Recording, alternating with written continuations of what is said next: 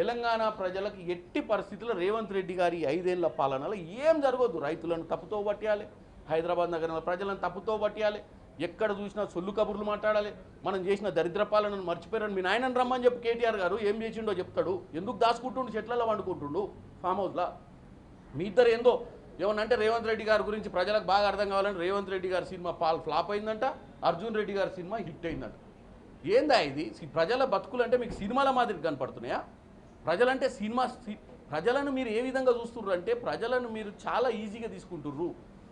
ప్రజలను మీరు కేవలం మీరు ఆట బొమ్మలు, ప్రజలు మీరు చెప్తే ఇంటర్ ఎందుకంటే అడ్డగోలుగా దండుకుర్రు కదా అని చెప్పి మేము ఎట్టి పరిస్థితుల్లో మళ్ళీ గెలుస్తాం, మళ్ళీ ఓట్లు కొనుక్కుంటామన్న ఒక ధైర్యం కనపడుతుంది. ప్రజల దగ్గర మీకు ఏమాత్రం భయం లేదు. ప్రజలంటే ఏమాత్రం మీకు అసలు వాళ్ళ మీద ఉన్నటువంటి చిత్తశుద్ధే లేదు. ఎందుకంటే ఇక్కడ సమస్య రైతులు ఇప్పుడు ఆల్రెడీ యూరియా స్టార్ట్ అయింది, ఓ యాప్ పెట్టిర్రు, దాన్ని ఏం చేయాలని చెప్పకుండా అయిపోయారు. యూరియా ఇయ్యట్లేరని చెప్పి ఒక అపవాద సృష్టించాలి. ఇదా మీరు ఎస్ఐఆర్ మీటింగులు పెట్టుకొని చేయాల్సిన పని?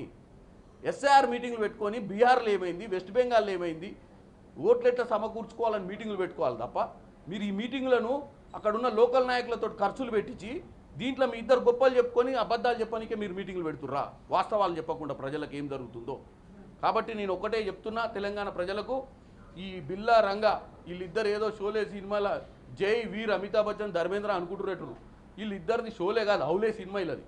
వీళ్ళిద్దరు అవలాగన లెక్క రోడ్డు మీద తిరుగుడు తప్ప వీళ్ళకి ఏదొస్తే అది మాట్లాడు. పొద్దున ఒక స్టోరీ, సాయంత్రం ఒక స్టోరీ. ఎందుకంటే టీవీ సీరియల్ వచ్చేది కదా, సంవత్సరాలు నడిచేది పిట్ట కథలు చెప్పుకుంటా. వీళ్ళిద్దరు కూడా గదే బ్యాచ్ తయారైంది.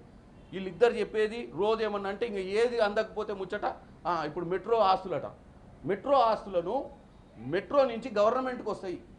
గవర్నమెంట్ వాటిని డెవలప్ చేసి ఏ హాంకాంగో న్యూయార్కో ఎక్కడ మెట్రో ఉన్నా, మెట్రో అనేది కేవలం మెట్రో సంస్థ టికెటింగ్ మీదనే వచ్చే ఆదాయంతో మెట్రోలు బతకవు. ఈ మెట్రోలు బతకాలంటే వాటికి ఉన్నటువంటి కమర్షియల్ అసెట్స్ మీద, వాటికి ఇచ్చినటువంటి కమర్షియల్ అసెట్స్ మీద కమర్షియల్ యాక్టివిటీ చేస్తే మోర్ దెన్ 50% బడ్జెట్ అందులోకెళ్ళి వస్తుంది వాళ్ళకు.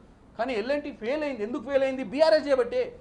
3-4 ఏళ్ళు వాళ్ళ ప్రాజెక్ట్ డిలే చేయడం వల్ల, వాళ్ళకు లోన్లు పెరిగి అత్యధిక వడ్డీలకు తేవడం వల్ల వాళ్ళు కమర్షియలైజ్డ్, వాళ్ళకి ఇచ్చినటువంటి భూములల్లో కమర్షియల్ ప్రాపర్టీస్ని డెవలప్ చేసి రెంటల్ రెవెన్యూ జనరేట్ చేయకపోవడం వల్లనే మెట్రో ఫెయిల్ అయింది. దీని బాధ్యత ఇలా తెలంగాణ ప్రజలకు చెప్తున్నా. ఇది బీఆర్ఎస్కు ఉన్నటువంటి 2014 అధికారంలోకి వచ్చిన తర్వాత అధికారం మీద అవగాహన లేక, ప్రజల మీద చిత్తశుద్ధి లేకనే ఈరోజు మెట్రో కూడా ఎల్ఎన్టీ ఫెయిల్ అయింది. Subscribe us and press the bell icon for more interesting updates.